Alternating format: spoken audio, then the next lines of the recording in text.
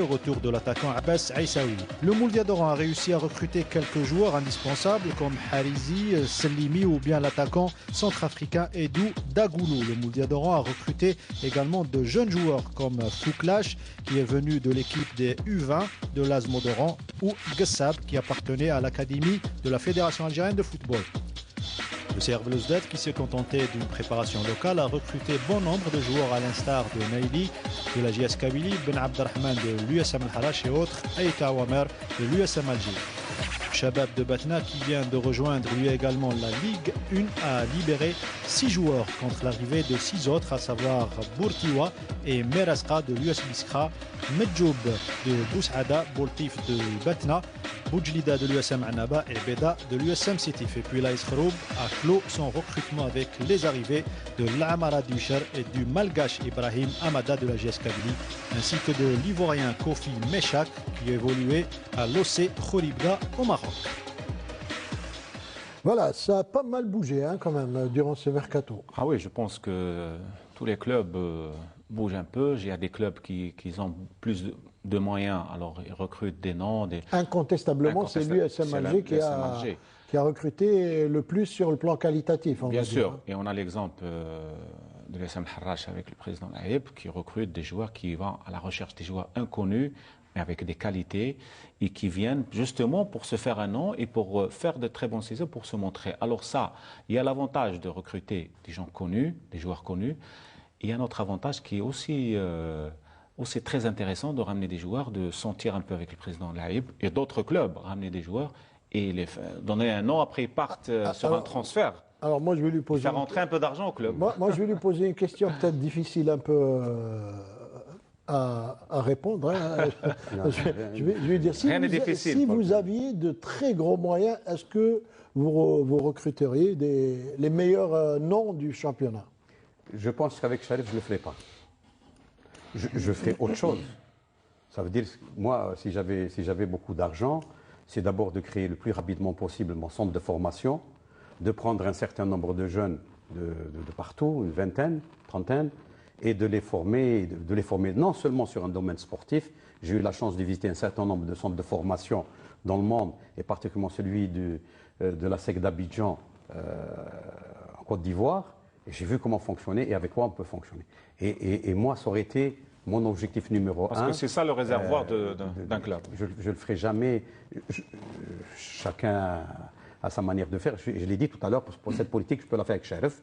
Si j'avais encore un peu plus d'argent, j'irai d'abord pour mettre un peu plus de moyens pour l'équipe et surtout créer quelque chose derrière qui le permette de former.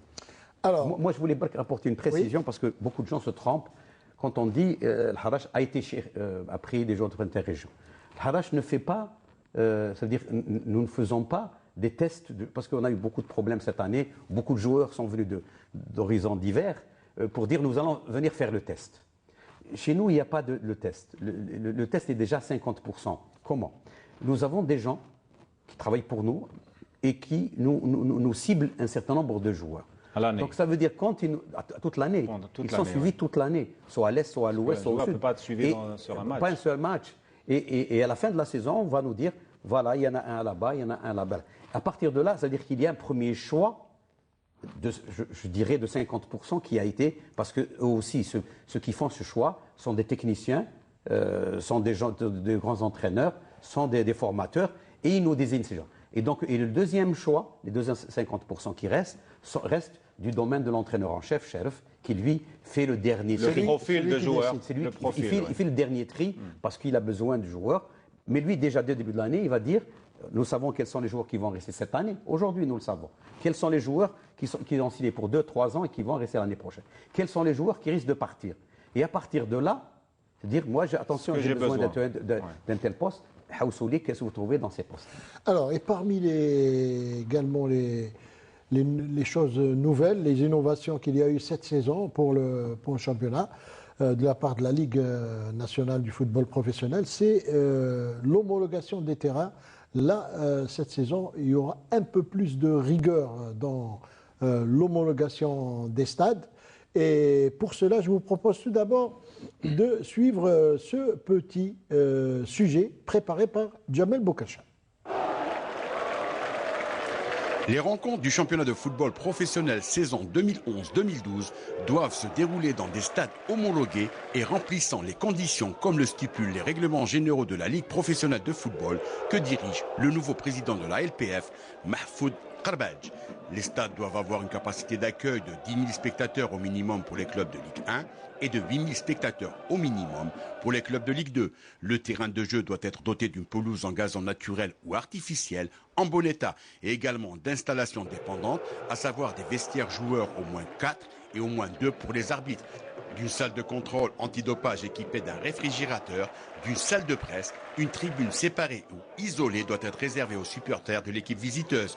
Il faut également une tribune officielle, une tribune de presse. Les stades des clubs professionnels de Ligue 1 doivent obligatoirement disposer d'une installation d'éclairage réglementaire, à savoir 1200 lux, normes FIFA avec une source d'approvisionnement de substitution, un groupe électrogène permettant le bon déroulement des matchs en nocturne.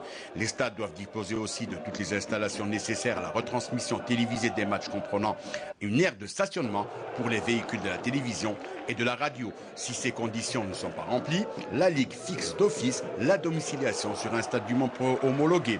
Beaucoup de stades ne remplissent pas ces conditions. Quelques jours nous séparent du début du championnat. Plusieurs stades n'ont pas été retenus jusqu'à présent par la commission chargée de l'homologation des stades pour plusieurs raisons.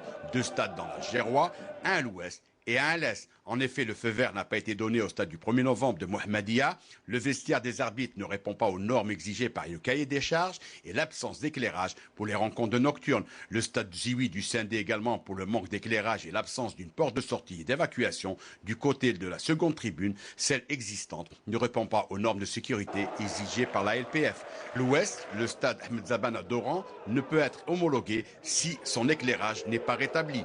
À l'est du pays, un seul stade risque de ne pas être homologué, c'est le stade de Khroub, qui risque également de ne pas être retenu pour cette saison en raison de sa capacité réduite et l'absence d'éclairage. Une course contre la montre est lancée à moins de 8 jours du début du championnat pour l'USM Al-Harrach, le Nassr de Hussendi, le Mouloudia d'Oran, l'AS Khroub pour pallier à toutes ces défections afin de bien démarrer l'entame de la saison. Voilà, en fait, ça va se décider incessamment. Hein. On va connaître donc la décision définitive de la Ligue nationale, puisque tous les stades qui sont sous réserve ont entamé les travaux pour pouvoir se mettre aux normes. Vous allez nous le confirmer, Président Laïb. Par rapport au stade d'Al-Harrach. Oui, non, au stade d'Al-Harrach, effectivement, c'était les 2-3 points un peu l'éclairage, les vestiaires des arbitres, et puis des petites choses, disons, la numérotation des places, des histoires comme ça. Nous, on les a un peu levés. Le vestiaire des arbitres a été complètement refait selon les règles, donc c'est fait. Au niveau des vestiaires, ce sont des vestiaires qui existent et qui ont été retapés l'année passée, donc qui sont de bonnes conditions. Point de vue pour l'éclairage. Au niveau d'abord dans la salle de dopage, elle existe. C'est vrai qu'ils l'ont peut-être pas vu à l'époque quand ils sont partis. Et c'est vrai qu'il n'y avait pas de frigidaire dans le truc là, mais ça c'est pas, je pense pas que ce soit une réserve. Mais le truc existe. Nous l'avons fait à l'époque. Il existe à l'intérieur des vestiaires. Ça veut dire à l'intérieur. Au niveau du tunnel, il y a le vestiaire à droite. Donc ça va se décider en principe demain à 10h. Il ne faut pas oublier que depuis 25 ans, il n'y a pas eu d'électrification à Al-Harrach. On a eu de la chance que nous avons trouvé les câbles en très bon état, donc ça veut dire qu'on n'a pas eu fait. On a refait le poste transfo qui a été complètement refait à 630 kVA. On a commandé le groupe électrogène et nous sommes aujourd'hui...